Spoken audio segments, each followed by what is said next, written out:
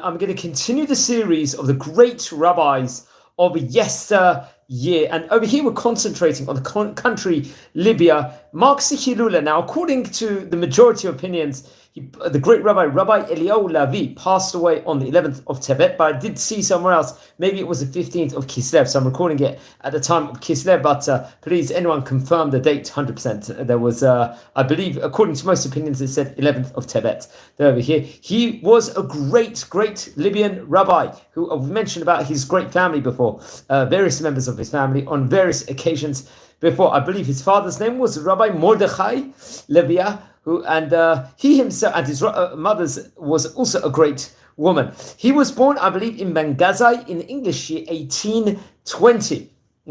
Interesting enough, so he was a really great rabbi. I think various of his Sefrim would actually be printed and distributed around in Libya, in Tunisia, and in Egypt, respectively. And much can be related within regards to let's just say the great rabbi in of itself. I believe he was well traveled and would actually, I think, would also travel to Malta of all places. So he traveled, the travelings he did to Libya, Egypt and Tunisia and to Malta was in order for his great Torah books to be published. I believe, come what, the year 1862, he was appointed as the head of the Jewish court, Ab Bet Din, in Benghazi, and he became the leader of the Jewish community in that vicinity of itself. And at that point in time, it was a very flourishing, great Torah Jewish community in itself and strong Jewish community in Libya. I think, come what's around the English year 1867, a famous Passover story actually occurred, anti-Semitic story, very well documented, and just shows how bad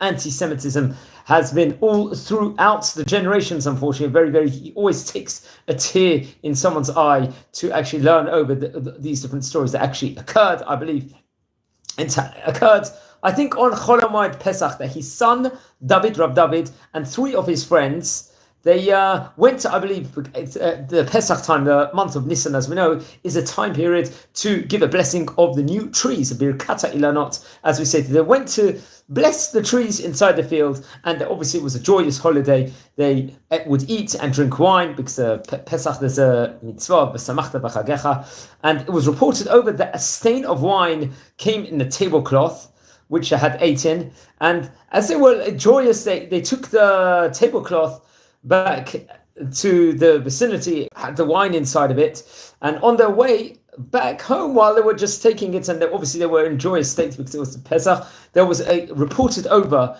a Christian couple saw them, and they saw that they were happy, and they happened to be, let's just say it was like red because of wine, and they started, the Christian couple started mocking them, mocking this really good Jewish group of people.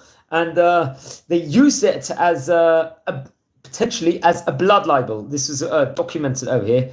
And there was, I think at that point in time, there was a capitulation regime was introduced throughout the Ottoman Empire, which among things granted the consuls of the European powers jurisdiction over all disputes, let's say, between citizens of that specific power and the residents of the Ottoman Empire. And the power, these powers in of itself was extended, these rights, to Christian residents of this empire. So they could make up all these, let's say, potential blood libels, all these lies about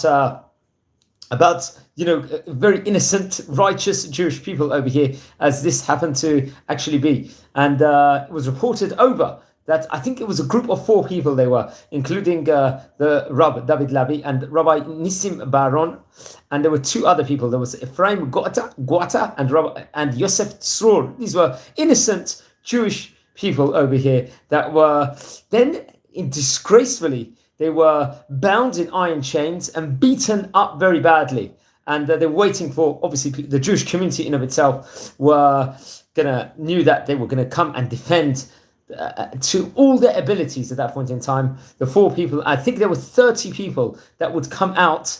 It was a big group of 30 Jewish people in the community that would come out. I think they had high positions in themselves, and they tried to, let's just say,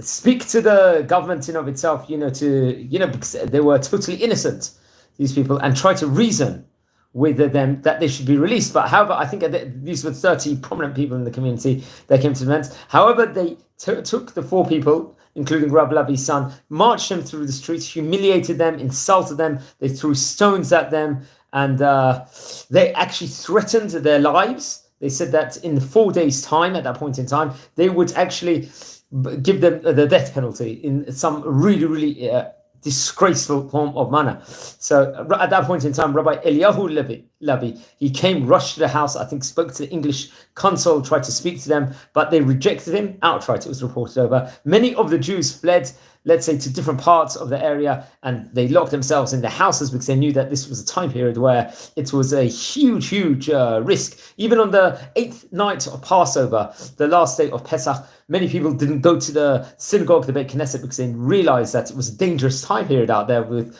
all these blood libels and what was going on in the community. And many people at that point, I think the locals actually surrounded the synagogues at that point in time. They threatened to burn the synagogues and the Torah scrolls inside of it. And everyone's lives were at risk, the people that were prayers inside the synagogue. However, I believe the Turkish governor came from the city out of, let's say, pretty much nowhere after receiving a delegation of the Jewish community over there. And he actually, I believe, helped in protecting the city's Jewish community. Rabbi Shaul Lavi, I believe the brother of Rabbi Eliyahu Lavi, I think he served as an Austro-Hungarian consul in Tripoli, in Libya at that point in time, and he was the president of the Alliance School Network, the Kol Yisrael Chaverim network and delegation, and he spoke, I think he actually went to the British Consul General and asked for his intervention. I think there was various discussions at that point in time with the consul in Benghazi, and there was an order from the royal house to release all the Jewish prisoners. And I think at that point in time, British and French consuls in Benghazi were removed from their posts and left the city at that point in time. So it was a miracle that they didn't lose their lives at that stage in time. It was one of the horrific episodes, let's just say, of anti-Semitism in Jewish history, and this happened in Libya, respectively, at that point in time. Very much was involved with the great Rabbi Eliyahu Lavi, really did come and protect, and was involved in rescuing, let's just say, this great family, these great people in of itself. Now, just to add on some more information about the great Chacham, because it's his Hilula, I believe. He had obviously his son Rav David, great person. He had more sons, including Shaul and Mordechai.